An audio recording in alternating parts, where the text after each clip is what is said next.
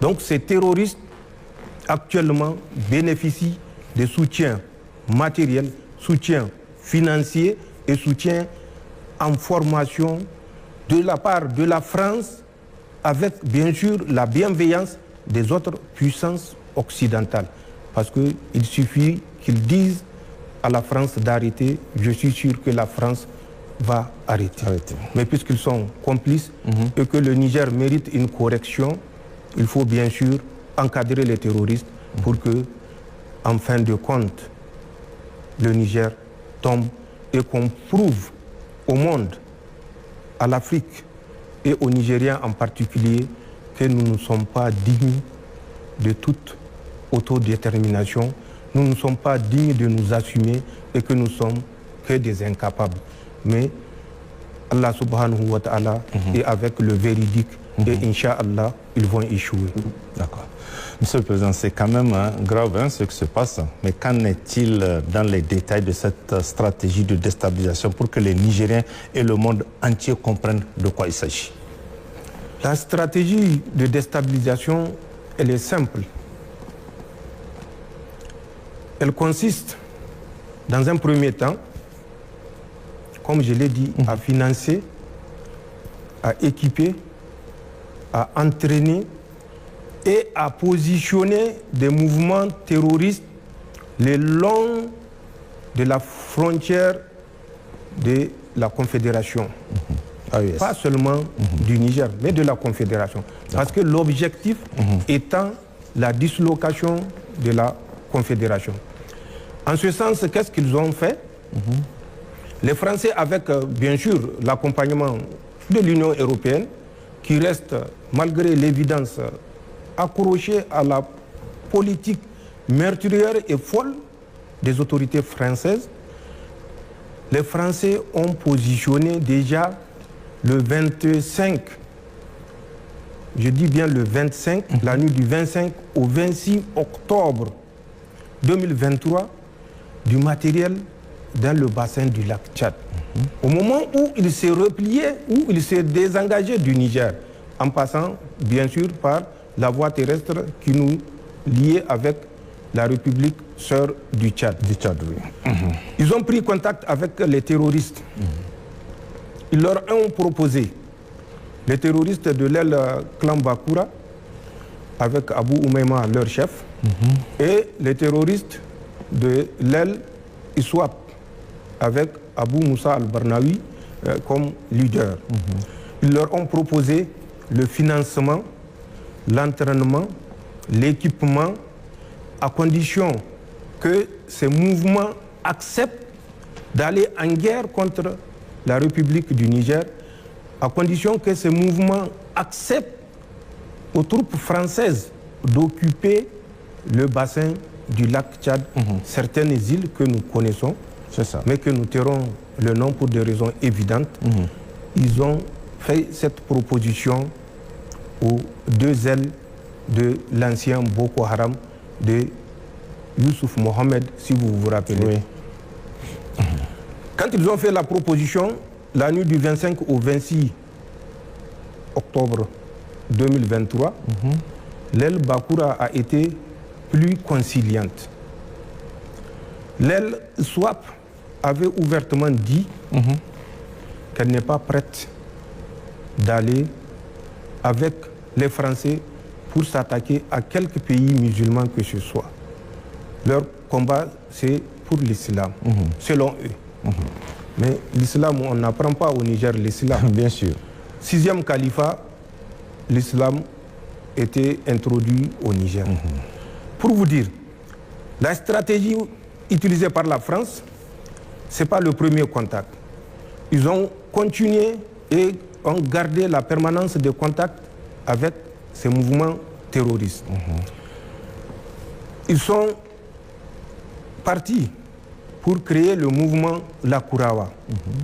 Ce mouvement Lakurawa qui a fait couler beaucoup d'encre. Mais nous avons, et comme je l'ai dit, Dieu est avec le véridique.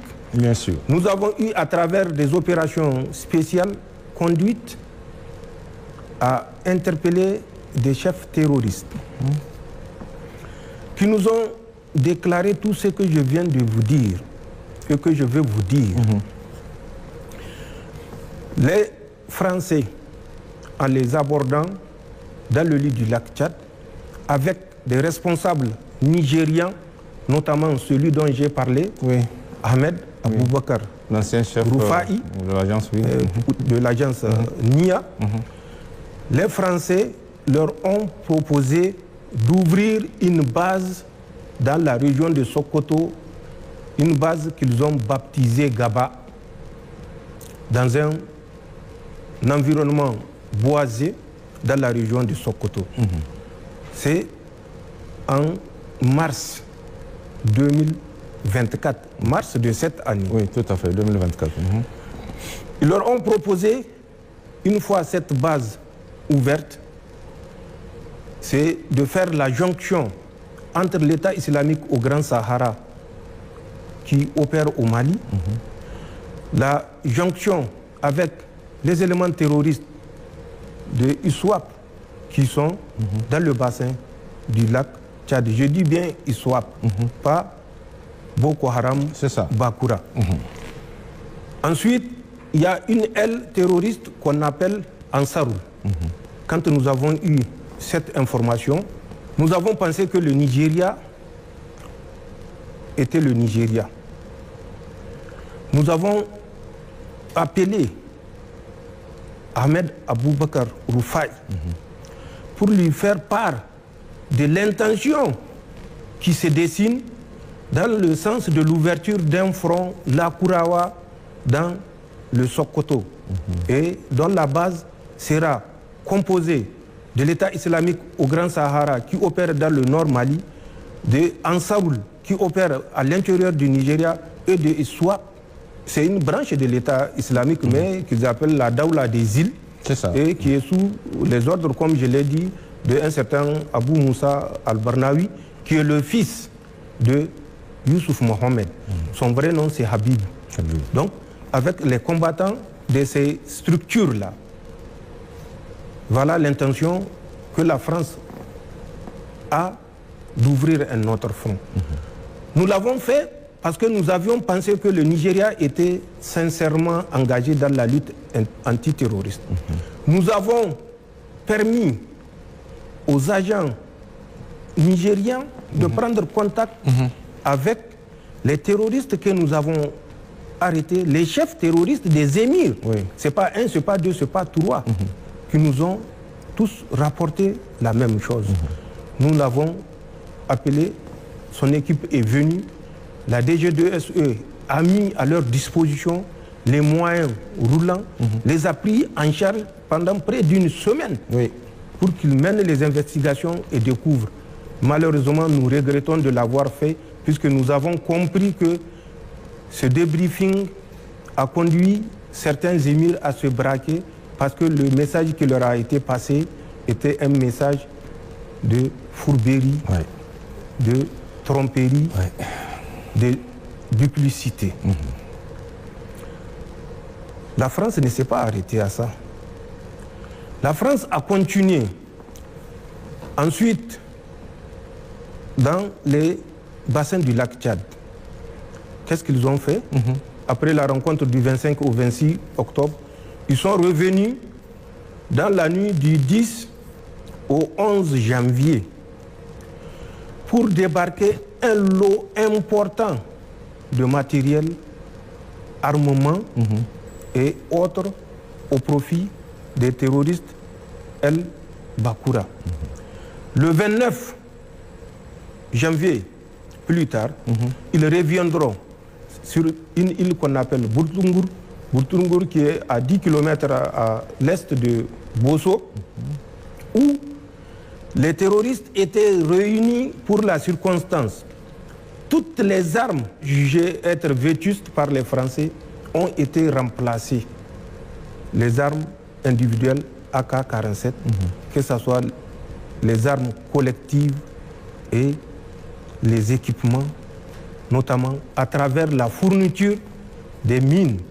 Tenez-vous bien, même des mines antipersonnelles, alors que l'usage est officiellement interdit et que la France est signateur de cette interdiction, ils les ont dotés de ces armes-là. Ils les ont dotés des armes anti-chars, donc des mines. Ça s'est passé le 29 janvier 2024. D'accord. Plus tard, ils sont revenus. Et ça ne fait que monter en surenchère. En novembre, octobre d'abord, le 16 de cette année, ils sont revenus avec d'importantes sommes d'argent. Nous l'avons annoncé dans un éditorial. Oui, ils ont toujours engagé de leur volonté et pour prouver au mouvement Boko Haram qu'ils sont sincères dans leurs relations et qu'ils ont promis l'équipement, non seulement, mais la fourniture des vedettes.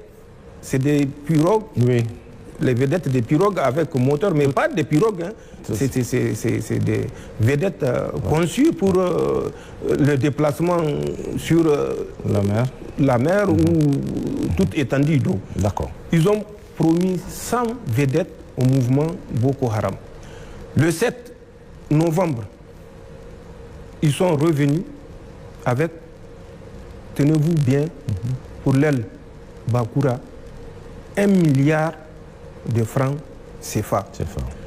Pour l'aile réticente de ISWAP, ils ont promis 4 milliards de francs CFA s'ils acceptent seulement que les Français s'installent définitivement dans leur zone d'influence à l'intérieur du Nigeria. Puisque c'est une zone où j'ai servi et je connais particulièrement toutes les îles du bassin du lac Tchad, que ce soit du côté du Niger, que ce soit du côté du Nigeria, que ce soit du côté du Tchad. Nous avions manœuvré à pied pendant des mois en 1996 et en 1997. Donc c'est une zone que je connais parfaitement. Ils ont promis, si ISWAP accepte qu'ils s'installent, 4 milliards de francs CFA. À l'État du Nigeria, ils ont promis une somme. Je laisse le monopole au président Tinubu de dire combien les Français lui ont proposé pour s'installer dans l'État du Borno. D'accord. C'est pas fini. Les Français ont mobilisé les terroristes et quand ils étaient arrivés en décembre, le 7 décembre, voilà ce qui s'est passé. Ils ont décidé, toujours pour vous donner une idée et pour donner au peuple nigérien l'envergure du grand complot international qui est ourdi, ils ont demandé à Boko Haram de constituer une compagnie de 150 hommes qu'ils vont positionner dans le nord du Niger. La France s'occupe du paiement intégral du salaire des 150 combattants déployés par Boko Haram, qui seront rejoints par les mouvements, ça c'est les Français qui ont dit ça, qui seront rejoints par les mouvements de Risseboula. Ensuite, des mouvements rebelles qui sont dans le nord du Tchad. Et ils vont faire un front commun installé à l'intérieur du Niger, dans les chaînes du nord Niger, pour faire la guerre au Niger. Nous avons donc les combattants installés dans les chaînes du nord Niger. Nous avons les combattants installés dans le bassin du lac Tchad par la France. Nous avons les combattants Lakurawa. Nous savons comment ils ont été mis en place, je vous l'ai dit, installés dans la zone. Vous prenez de Sokoto jusqu'au Kébi, Gaba, Koyambana, Paouni, Sarma, Baraya, Tangaza, Haske 1, Haske 2. Tout ceci sont des positions, je n'ai pas cité l'intégralité. Il y en a encore un chapelet de positions entre Sokoto, Zamfara et Kébi. Notamment Kaïji, qui est une forêt également, où ils ont également des éléments Lakurawa. notamment les 2 super camps. Je crois que, puisque nous avons dénoncé, le chantier a été arrêté, où les Français avaient l'intention à Gidankata et puis Gigani de construire 2 super camps où ils vont stocker du matériel que les terroristes qui sont dans la forêt de Sarma seront chargés particulièrement de récupérer et acheminer une partie dans le nord Mali. Nous avons à l'intérieur du Bénin, c'est une ceinture, suivez bien la description que je suis en train de faire. D'accord. Dans le nord Bénin, nous avons Porga, nous l'avons dit, nous l'avons répété. Les forces spéciales présentement en Afrique sont dans 2 pays. Un pays ouest-africain et un deuxième pays ouest-africain qui est le Bénin. Donc 2 pays de l'Afrique de l'Ouest, ils se reconnaîtront. Mais le Bénin, lui déjà, je le dis et je le répète, il se reconnaît. Ils sont à Porga et dans la forêt particulièrement du W. Pour ceux qui ont l'utilisation des coordonnées, vous utilisez 11 degrés, 0,2 minutes, 49,63 secondes, nord. Ensuite, vous utilisez 0,0 degrés, 59 minutes, 35 secondes 20 est. Vous marchez à l'azimut 315 degrés, à moins de 5 km, vous allez tomber sur une des 2 positions que nous connaissons des forces spéciales françaises. Que ceux qui doutent peuvent se mettre à l'exercice et essayer. S'ils ne savent pas positionner un point sur la carte, qu'ils s'approchent des militaires qui vont reporter ces coordonnées que j'ai données sur la carte et vous verrez bien que c'est l'aérodrome de Porga. Je l'ai dit, la distance même, la longueur de cet aérodrome-là dans un précédent entretien. Marcher à moins de 5 km sur l'azimut pour faire court et que les gens comprennent, nord-ouest, vous tomberez sur la deuxième des positions que nous connaissons à l'intérieur du Bénin.